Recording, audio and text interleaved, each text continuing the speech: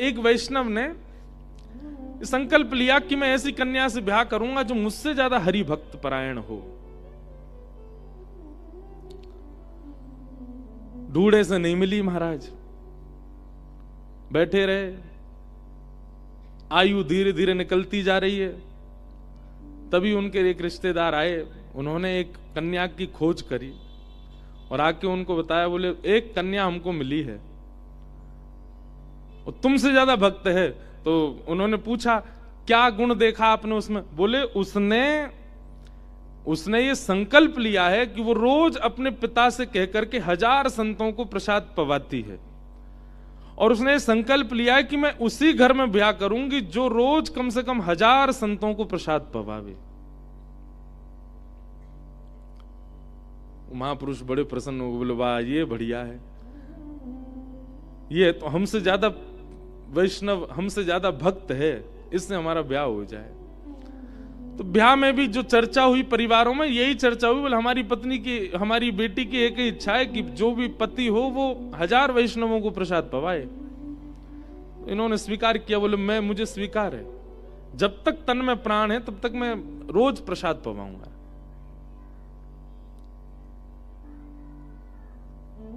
प्रसाद पवाने लगे, ब्याह हो गया।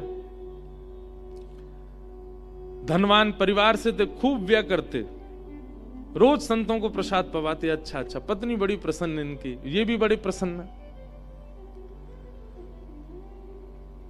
धीरे धीरे इतने अंतर्मुखी होते चले गए,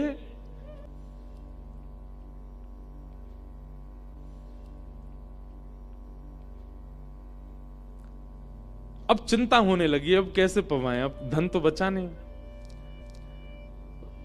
उधार लेने लगे, दुकानों से उधार, उधार लेने लगे, दुकानों से उधार, पूरे नगर से उधार ले। बेचारे वो वैष्णव भक्त ने मन बना लिया, बोले कि अब तो कुछ करना पड़ेगा, काम धंधा हमसे होता नहीं, अभ्यास नहीं हमारा। तो वो क्या करते, रात्रि में नगर में जाते और नगर में चोरी करना प्रारंभ कर दिया। और चोरी भी क्या करते, लोगों के घरों से आटा, दाल, चावल, नमक, मिर्च ये सब चुराते। धन नहीं चुराते, राशन चुराते। और विशेष रूप से उन घरों से चुराते जो कभी संत सेवा नहीं करते। मतलब एक भक्त सेवक होना ठाकुर जी को कितना प्रिय लगता, हम इस विषय में ये बात बता रहे हैं। भगवत सेवा परायण अगर आप हैं, ठाकुर जी की सेवा करते हैं, वो एक बात है, पर भगवत भक्तों की सेवा अगर आप करते हैं तो कितनी विशेष बात है, ये सुनो। ये अनुकरणीय बात नहीं है जो हम यहां बता रहे हैं कि कहीं आपको भी लगे महाराज जी ने तो बताई थी कथा में कि सेवा अभाव से हम चोरी भी करें तो कोई दिक्कत नहीं है। ऐसा नहीं, जाते और राशन चुरा लेते। धीरे धीरे महाराज नगर में हल्ला होने लगा, कोई बहुत बड़ा चोर हो गया है, सबके घर की राशन सामग्री रात में चोर जाती है।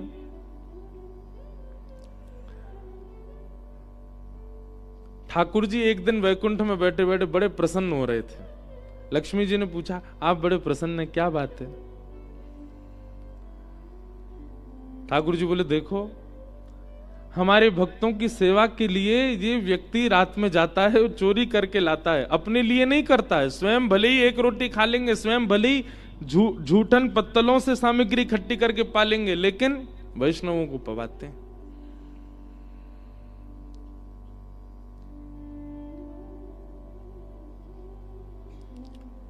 लक्ष्मी जी बोली, आपके मन में क्या भावना आ रही है?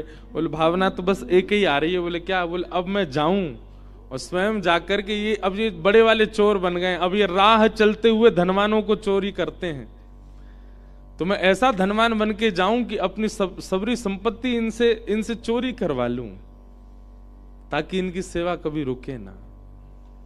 और ठाकुर जी एक बढ़िया सेठ का रूप धारण करके, बढ़िया सुंदर पाग पहन के, हाथन में ऐसे कड़ूला पहन के, पामन में कड़ूला धारण कर, सोने की बैंत लेकर के, बढ़िया आभूषण पहन के, चश्मा भी बढ़िया लगा। वास्तव में चश्मा होगा कि नहीं पता नहीं, लेकिन लगाए हो, एक सेठ बन गए। बढ़िया मूछ मूछ पे ताव लगा के सेठ, बिल्कुल धनवान सेठ साहूकार से बन के ठाकुर जी निकलने। लक्ष्मी जी बोली हम भी चलें, बोले चलो। लक्ष्मी जी भी तैयार होकर के आई। बढ़िया प्रेम से आनंद करते हुए ठाकुर जी जा रहे थे। तभी जैसे ही इन्होंने, ये वैष्णव वहां अब रोड मार्ग में खड़ा रहता था, आते जाते लोगों को चोरी करता था। इसने जैसे ही देखा ठाकुर जी को आते भये, उनके संपूर्ण अंग पर जितने आभूषण थे सबको देख करके इसने अनुमान लगा दिया कि बोले भैया इतनी संपत्ति पहन करके जा रहा है कि अगर ये मैं हरण कर लूं तो आगामी 20-30 साल तक संत सेवा रुकेगी नहीं, चलती रहेगी। जूती देख करके, बेंत देख करके, मालाएं देख करके, कुंडल देख करके सबका आकलन लगा लिया। बोले कितनी व्यवस्था हो गई संतो सेवा की, बढ़िया है, इनका हरण करो। ठाकुर जी गए, बेंत खटकाते हुए जैसे ही आगे जाने लगे, तुरंत वो वैष्णव आ गया। बोले महाराज कहां जा रहे हैं? बोले आगे के गांव में हमारा एक व्यापार है, वहां जा रहे हैं, साथ में हमारी गृहिणी है, पर हमने सुना है ये बीच का जो गांव है यहां पर कोई बहुत बड़ा चोर रहता है, वो अपहरण कर लेता है। हमें संकोच हो रहा है, हम तो ये सामान्य से गहने पहन करके, अभी पूर्ण श्रृंगार नहीं है ये तो हमारी साधारण, इतना तो पहन के सोते हैं हम रात में। वैष्णव सोचने लगा, बोले बढ़िया है, तो इससे तो इसको फर्क ही नहीं पड़ेगा अगर चुरा भी ले तो, ये तो पहन के इतना तो सोता है, तो उसके पास तो बहुत संपत्ति होगी, इतनों से संत सेवा हो जाएगी।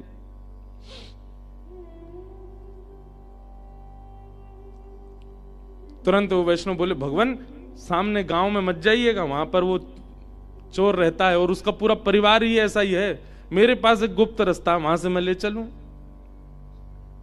और जैसे लेकर के जाने लगे, गुप्त रास्ता में घनघोर भयावह जंगल में जैसे ही भीतर पहुंचे, तुरंत वैष्णव अपने रूप में आ गया और क्रोध भर के बोला सुनो दोनों रुक जाओ।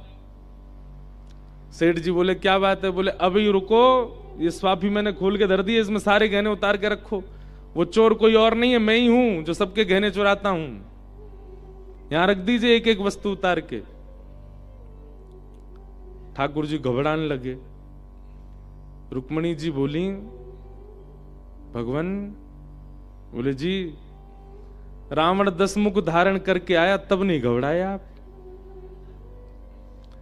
10,000 हाथियों का बल वाला हिरण्यकश्यप आया तब नहीं घबराए आप? उसके कारण थरथर कांप रहे हो? ठाकुर जी बोले वो सब राक्षस हैं, ये भक्त है। मैं भक्तन को दास, भगत मेरे मुकुट मणि। ठाकुर जी, कभी कभी मन में भाव आता है हम आधीन हैं ठाकुर जी के, कि ठाकुर जी आधीन है हमारे। आधीन शब्द को गलत लिया जा सकता है, पर आधीन नहीं, प्रेम की बात करें, हम प्रेमी हैं ठाकुर जी के, ठाकुर जी प्रेमी हमारे, ठाकुर जी प्रेमी है हमारे। हम क्या प्रेम उनको प्रस्तुत करेंगे जितना वो करते हैं हमसे।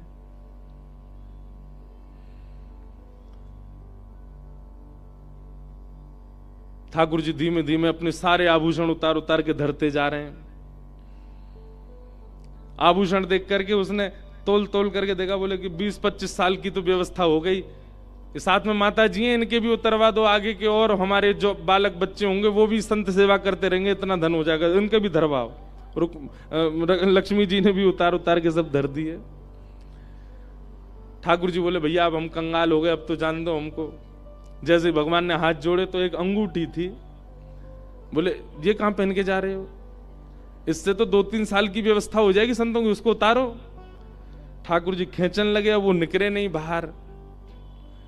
बोले भैया ये निकर नहीं रही है, बहुत बहुत ज्यादा गरिष्ठ हो गई है, अब इसको तो रहने दो, इतने से क्या कर लोगे? नहीं नहीं, 5 साल की व्यवस्था है संतों की, ऐसे कैसे जान देंगे? लक्ष्मी जी भी खींचने लगी, नहीं निकली तो वैष्णव ने उंगली पकड़ी, वो सुनो इसको काट देते हैं। क्या करोगे इस उंगली का, कोई काम तो है नहीं है। ठाकुर जी बोले भैया इतने भी वो मत बनो, तुम उंगली काट दोगे हमारी। बोले और नहीं क्या करना, संत सेवा होगी। उंगली पकड़ के जैसे ही काटने लगे महाराज, तुरंत शंख चक्र गदा पद्म चतुर्भुज रूप धारण करके ठाकुर जी प्रकट है गए।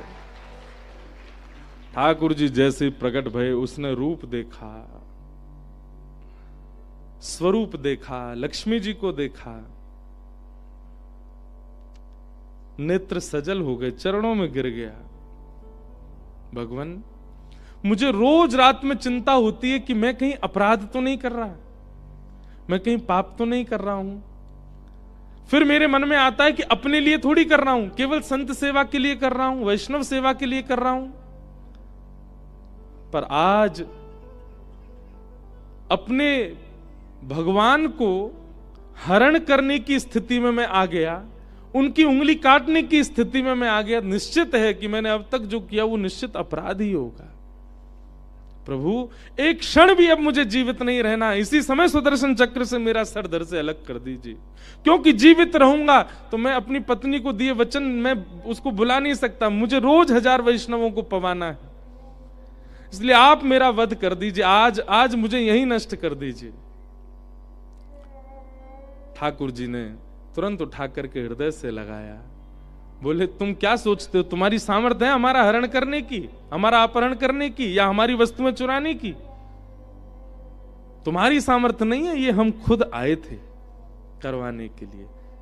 हम तुमसे बिल्कुल उदास नहीं है, हम बिल्कुल नाराज नहीं, तुम्हारा कोई पाप नहीं है, क्योंकि तुमने अपने प्रयोजन में, अपनी उपयोगिता में उसका कोई व्यय नहीं किया, सब तुमने भगवत सेवा में लगाया, इसलिए हम तुमसे बिल्कुल भी नाराज नहीं है। चलो, अब हमने इतनी व्यवस्था तुम्हारी कर दी है कि जब तक तुम्हारे प्राण हैं तब तक तुम्हारी सेवा रुकेगी नहीं, तुम्हें कुछ और करना नहीं पड़ेगा, जाओ। उसने फिर निवेदन किया, बोले भगवान, आपने मुझे तो दर्शन दे दी, पर मेरी गृहिणी तो घर पर प्रसाद पा रही है, उसको भी दर्शन दें। तो ठाकुर जी बोले अब ऐसे जाएंगे तो पूरा गांव देखेगा। तो छोटे छोटे बालक बन गए दोनों, लक्ष्मी नारायण भगवान गोद में बैठ गए, और गोद में बैठ करके घर लेकर के गया, जा करके, अरे सुनो देखो कौन आए हैं। बाहर आकर के देखा तो 2 बालक गोद में। बोले छोटे छोटे बालक किसके लिए आए हो? बोले बालक नहीं है, इनको प्रणाम करो। जैसे ही प्रणाम किया, ठाकुर जी पुनः प्रकट हो गए, दोनों दंपतियों को दर्शन दिया, दर्शन देके आनंदित हुए। पूरी कथा हमने क्यों सुनाई? वैष्णव सेवा, भगवत सेवा, संतन की सेवा, रसिकन की सेवा, ये सबसे ज्यादा प्रिय है ठाकुर जी को।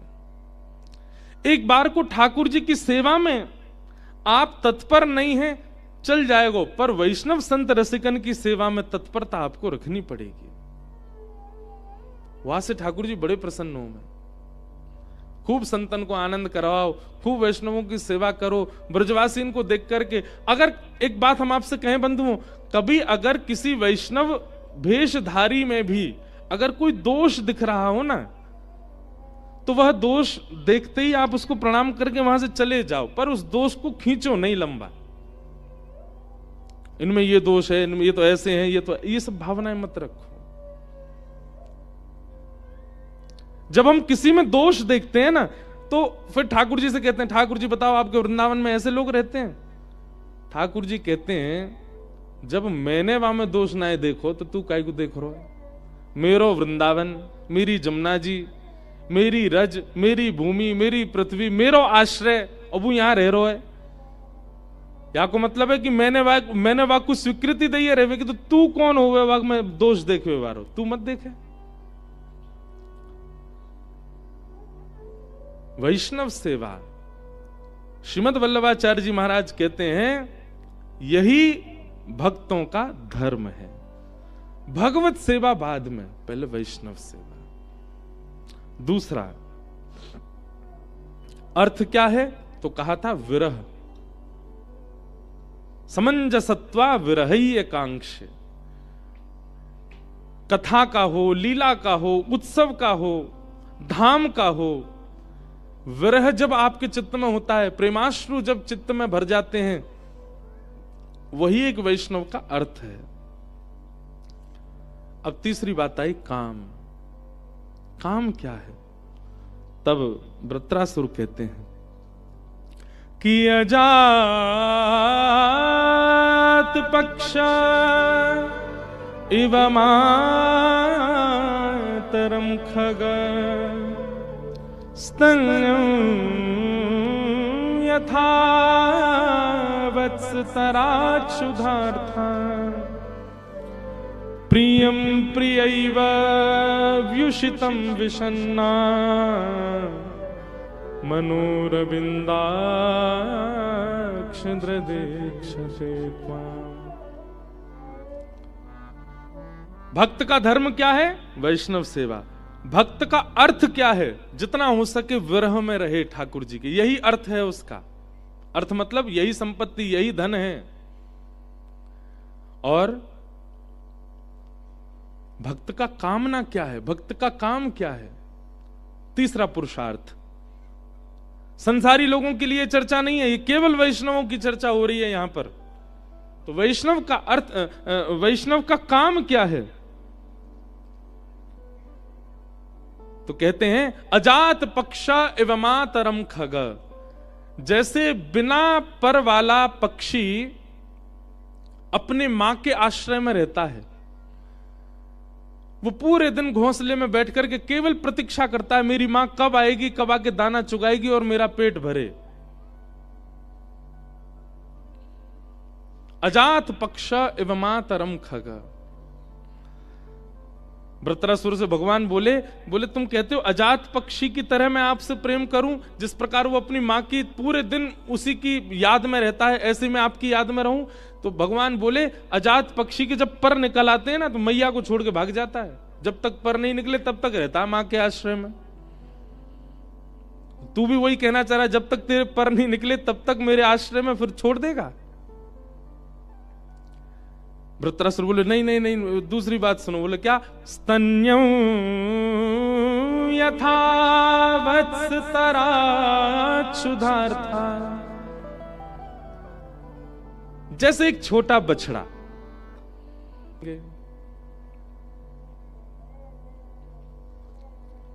जिस प्रकार एक प्रियतमा अपने प्रियतम की प्रतीक्षा में हर दिन हर क्षण केवल विचार करती रहती है, ठीक वैसे ही मैं भी आपसे मिलने के लिए प्रियतमा की तरह व्याकुल होना चाहता हूं। मीराबाई का एक बहुत सुंदर पद है, मुझे बहुत प्रिय है। मेरे सबसे प्रिय वापस हम आपके अनुकूल सारी व्यवस्था कर देंगे, आपको कोई श्रम नहीं होगा, कोई कष्ट नहीं होगा। चतुर्भुज दास जी ने भी तो आपसे कही क्या? युग युग अविचल राखिए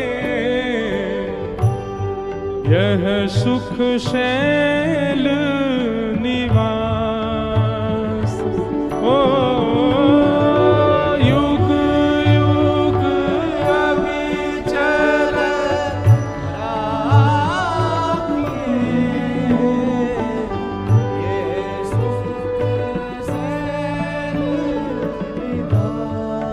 श्री चतुर्भुज दास जी ने श्रीनाथ जी से कहा है कि युगों युगों तक आप अविचल रहोगे। कहां? श्री सुख शैल, शैल यानी कि श्री गिरिराज जी। आप गिरिराज जी को छोड़ के युगों युगों तक कहीं नहीं जाओगे। इसलिए श्रीनाथ जी यहां पर भी विराजे हैं ना, तो श्रीनाथ जी का जो स्वरूप है वो गिरिराज जी के अंदर ही है। गिरिराज जी संग पधारे हैं। लेकिन मन में भाव आयो, हे श्रीनाथ जी, चतुर्भुज दास जी भी तो आपसे कह के गए कि आप गिरिराज जी से कभी जाइयो मत। वो बात अलग है कि आप यहां कृपा करने के लिए आए, पर नाथ कब आओगे दोबारा ब्रजमंडल में? और इस बात को कहते हुए बस श्रीनाथ जी की बलैया लई। श्री गोवर्धन रूप पे बलि जाए चतुर्भुज दास, गोवर्धन वासी सामने, गोवर्धन वासी सामने। लाल तुम बिन रयो न जाए,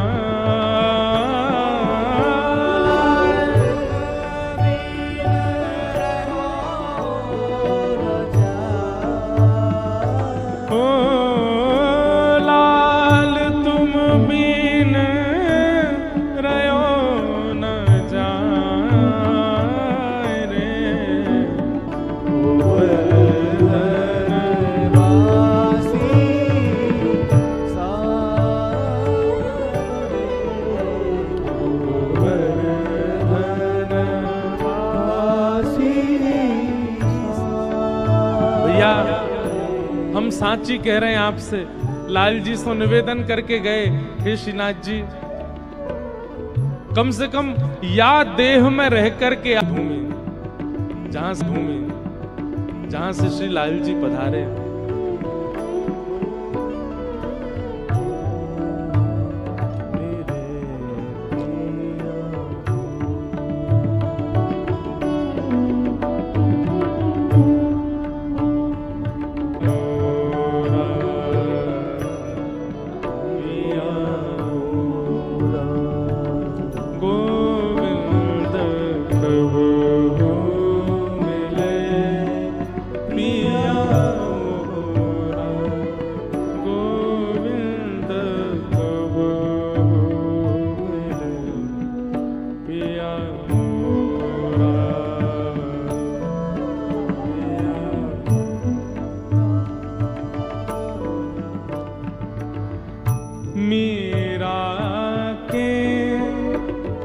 प्रभु गिरधर नागर, मीरा के प्रभु गिरधर नागर, मीरा के प्रभु गिरधर नागर, मीरा के प्रभु गिरधर नागर, ताप तपन बहु तोरा, गोविंद ताप तपन बहु तोरा, गोविंद कबहु मिले पिया मोरा,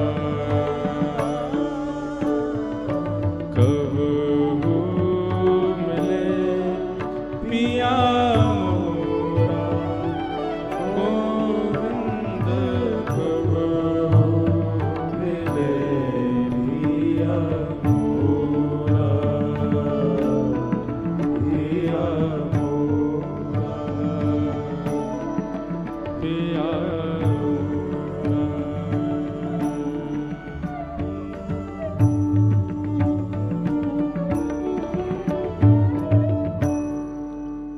बोलो गिरधर लाल प्यारे की। ऐसे प्रियम प्रियैव व्युषितम विषन्ना, मनोरविंदाक्ष दृदिक्षते त्वाम। जैसे एक प्रियतमा प्रियतम के चिंतन में रहती है, वैसे मैं आपका चिंतन करूं।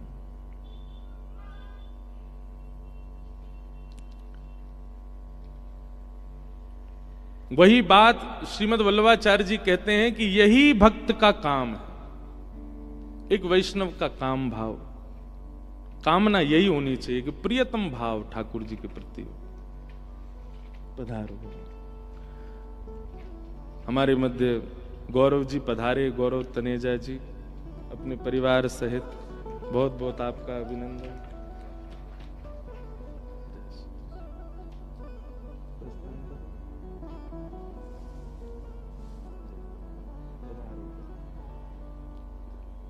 बधाई दे।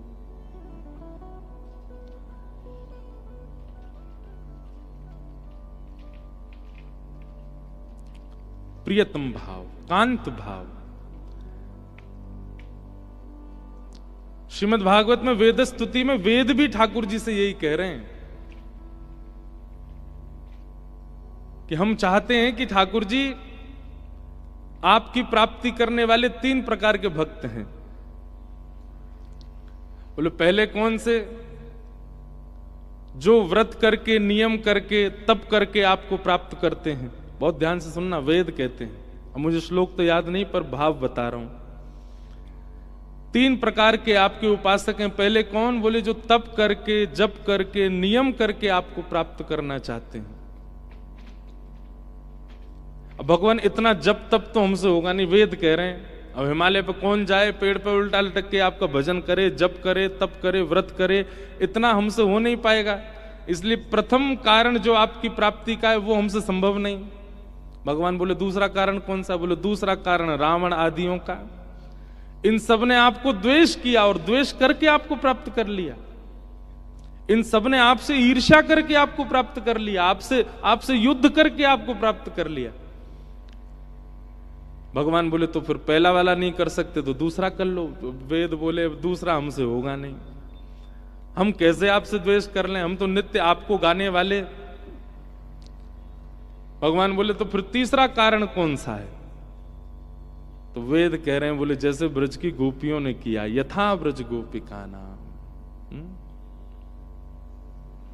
चलवा पिया के देश, चलवा पिया के देश, सजनी चलवा पिया के देश, सजनी चलवा पिया के देश। जहां नहीं मोह ममता की रजनी, जहां नहीं मोह ममता की रजनी, मिले रहे दिन रैन, मिले रहे दिन रैन। चलवा पिया के देश, चलवा पिया के देश, सजनी चलवा पिया के देश, ओ सजनी चलवा पिया के देश। प्रियम प्रियैव व्युषितम विषन्ना। कहां चलें? जहां श्याम सुंदर विराज रहे। अच्छा, ये भी एक नियम बन सकता है, पता है? कोई वैष्णव कठोर नियम वाला जो हो, जिसने नियम बहुत बना रखे हो, वो एक ये नियम बना ले, क्या अब हम जीवन में वहीं जाएंगे जहां ठाकुर जी विराज रहे। जिस भूमि पर ठाकुर जी नहीं विराज रहे, उस भूमि का जितना हो सके परहेज करेंगे। जहां ठाकुर जी विराज रहे हों, जिस घर में ठाकुर जी विराज रहे हों, जिस जगह ठाकुर जी सेवा करवा रहे हों, वहीं हम जाएं। यह भी एक प्रियतम भाव होता है। जहां प्रियतम नहीं हमारा, वहां हम जाके क्या करें? प्रियम प्रियैव व्युषितम विषन्ना, मनोरविंदाक्ष दृदिक्षते त्वाम। अकबर की पत्नी ताज बेगम वृंदावन आई और ठाकुर जी के रूप माधुरी को देख करके जब वापस गई आगरा, नित्य ज्वर चढ़ने लगा उसको। बड़े बड़े वैद्यों ने आकर के उपचार किया पर ज्वर नहीं उतरा। तब बादशाह ने पूछा, ऐसी कौन सा रोग लगा है कि इनका ज्वर ही नहीं उतरता है? तो कहते हैं कृष्ण विरह, ठाकुर जी का प्रेम विरह चढ़ गया है। और जब तक वह प्राप्त नहीं होंगे तब तक यह पीड़ा, यह ज्वर जाएगा नहीं चित्त से।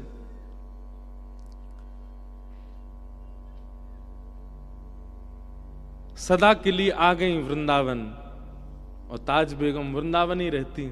और वृंदावन रहकर के अब उनको कई मंदिरों में प्रवेश नहीं करने दिया जाता था, तो बाहर बैठी बैठी चिंतन करती थी, बाहर बैठी बैठी गाती थी, बाहर बैठी बैठी अनुभव करती थी। आज ऐसे लग रहे होंगे ठाकुर जी। एक बात कहें, प्रेम में शिकायत नहीं होती, और जहां शिकायत है समझो वहां प्रेम में कोई कमी तो है। ताज बेगम ने शिकायत नहीं की ठाकुर जी से। आज भी नाथद द्वार में जब होली प्रारंभ होती है तो धमार का सबसे पहला संकीर्तन ताज बेगम का गाया जाता है। और वो मुझे याद नहीं है वो पद, नहीं तो मैं सुनाता आपको। उसकी अंतिम कड़ी मुझे याद है, प्रथम कड़ी भी है, बहुरी बहुरी ढप बाज रहे। ताज बेगम लिख रही हैं कि पूरे वृंदावन में उत्सव मन रहा है। गोपियां कैसे नाच रही हैं, नंद बाबा कैसे आनंद कर रहे हैं, यशोदा मैया कैसे उल्लसित हो रही हैं, दाऊ दादा कैसे रंग उड़ा रहे हैं, गैयाओं की स्थिति क्या, यमुना जी कैसी लग रही हैं, सबका वर्णन किया। लिखते लिखते ताज बेगम ने जब अपना पद देखा तो वो सब आ गए, लेकिन ठाकुर जी नहीं आए पद में। कोई विचार करके तो लिखते नहीं थे वैष्णव, उनको तो बस भाव आते रहते थे, वो तो भाव में ठाकुर जी नहीं आए अभी तक। सबका वर्णन हो गया, वर्णन करते करते करते करते अब फिर वो पद पूरा कैसे हुआ? अब फिर वो पद पूरा कैसे हुआ? जैसे ही ताज बेगम ने अपने प्राण त्यागे वहीं पधार गई, वो हाथ में कलम लगी थी, पद लिख रही थी, ठाकुर जी की भाव लिख नहीं पाई। उस कलम को उठा के ठाकुर जी ने अंतिम पंक्ति लिखी, निर्तत आवत ताज के प्रभु गावत गीत धमार। अंतिम कड़ी स्वयं ठाकुर जी लिख करके गए।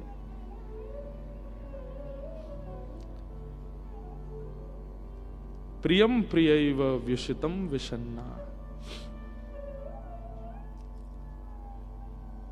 आज भी वो पद गवता है नाथद्वार में। ठाकुर जी के जब होली के धमार गवते हैं, उनमें ताज बेगम का भी पद गवता है। उसमें अंतिम कड़ी स्वयं श्रीजी बाबा श्रीनाथ जी ने लिखी है, निर्तत आवत ताज के प्रभु गावत गीत धमार। प्रियम प्रियैव व्युषितम विषन्नाह मनोरविंदाक्ष दृदीक्षते त्वां। जैसे एक प्रियतमा प्रेम करती है अपने प्रियतम से, वैसी भावना ठाकुर जी के प्रति हो जाए। और एक बात हमको बार बार ये बात कहना पड़ता है, क्योंकि सोशल मीडिया इतना प्रचंड हो चुका है इस वक्त, लोग अपने प्रियतम भाव को भी बहुत प्रचारित कर देते हैं ठाकुर जी के प्रति जो उनका होता है। नहीं, आपके बगल वाले को भी पता ना चले कि आप ठाकुर जी को किस दृष्टि से देख रहे हो। यह प्रियतम का स्वभाव होता है, यह प्रियतमा का स्वभाव होता है। उसको लगे कि सामान्य दर्शनार्थी है मेरी तरह, लेकिन आपके भाव, आपकी इच्छा, आपका जो स्वरूप वो बहुत गोपनीय होना चाहिए। आप ठाकुर जी को लाला मानते हो, सबके सामने प्रस्तुत कर दो। आप ठाकुर जी को भैया मानते हो, सबके सामने प्रस्तुत कर दो। आप ठाकुर जी को सखा मानते हो, प्रस्तुत हो जाओ। पर ठाकुर जी को यदि प्रियतम मानते हो, जितना हो सके गोपनीय हो जाओ। वो प्रियतम भाव, कांत भाव प्रकाश का विषय नहीं है। हनुमान जी हनुमंत भेष में रहते हैं और सबको क्या दिखाते हैं? राम जी के दास हैं। पर वही शाम ढलते ही एक सखी का रूप धारण कर लेते हैं और नव निकुंज में जाते हैं। वहां प्रियतम भाव से, कांत भाव से सेवा करते हैं। वीणा की सेवा है, हनुमान जी रात में वीणा बजाते हैं ठाकुर जी के सन्मुख, रात भर ठाकुर जी को वीणा सुनाते हैं। ये जितने भी हमारे यहां के प्रत्यक्ष रूप से उन्होंने अपने रूप को अलग दिखाया है।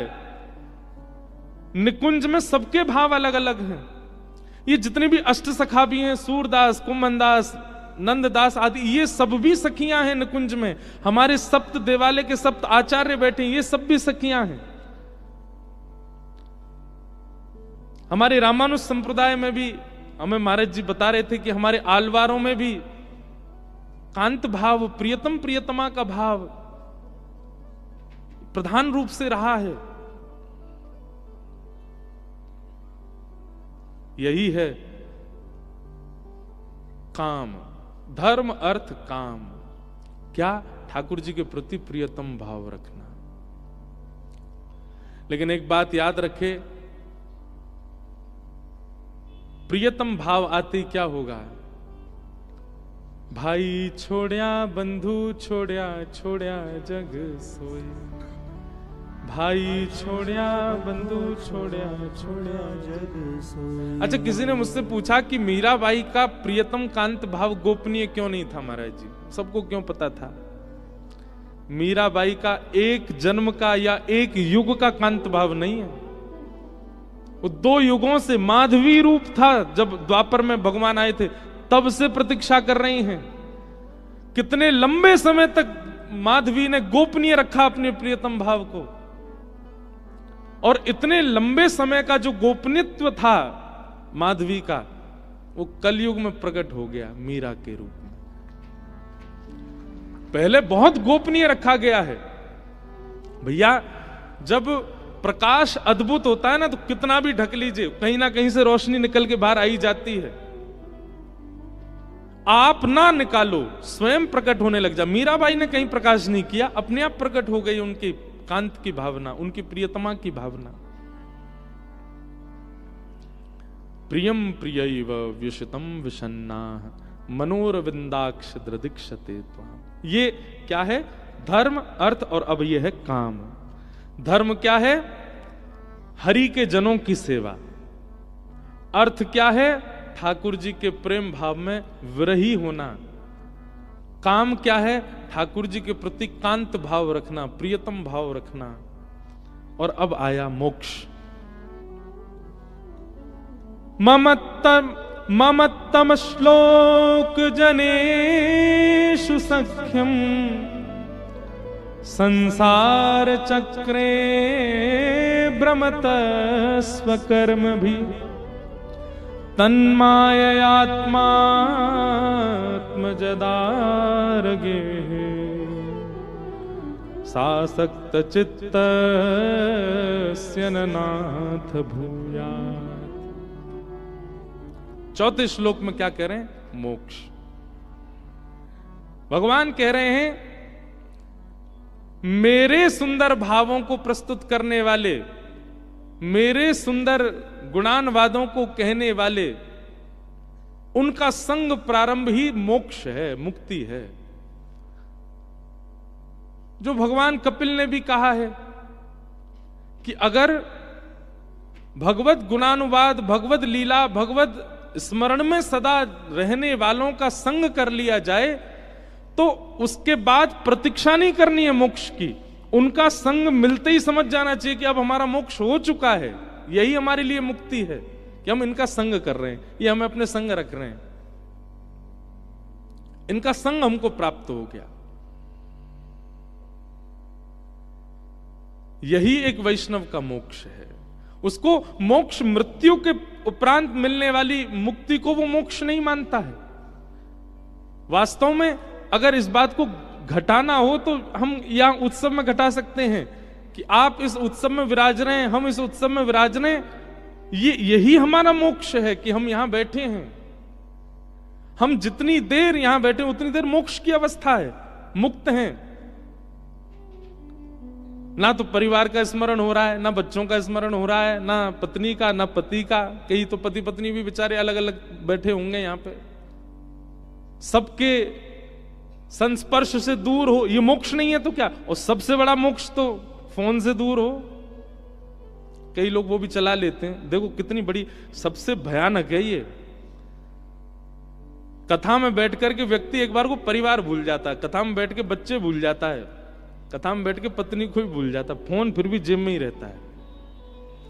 कभी कभी अनाउंस होता है मंच से फलाने व्यक्ति का फोन खो गया है, तब लगता कितना बड़ा त्यागी था बेचारा, कथा में भी फोन छोड़ के बैठा था।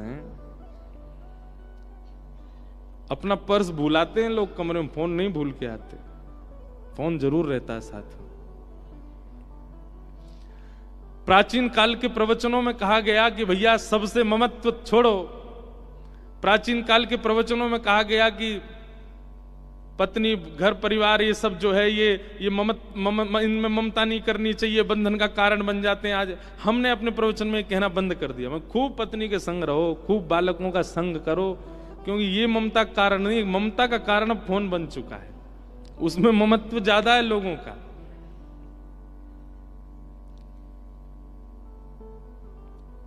पत्नी हरण हो जाए तो FIR फिर भी कर देंगे, फोन ही हरण हो जाए तो व्यक्ति पत्नी हरण से ज्यादा व्याकुल हो जाएगा। अभी तो फिर भी ठीक है, लेकिन आगामी कलिकाल का स्वरूप कहीं कहीं मुझे ऐसा लगता है जैसे सतयुग, त्रेता, द्वापर, कलयुग, 4 युग में प्राण हमारे परिवर्तित होते हैं। सतयुग में प्राण होते थे अस्थियों में, हड्डियों में। त्रेता में प्राण आ गए मांस में। द्वापर में प्राण आ गए त्वचा में। और कलयुग में प्राण बाहर आ गए अन्न में। घोर कलयुग में प्राण आ गए मोबाइल फोन में। जैसे हरण होगा व्यक्ति के प्राण ही चले जाएंगे। आने वाले समय में यही होने वाला है।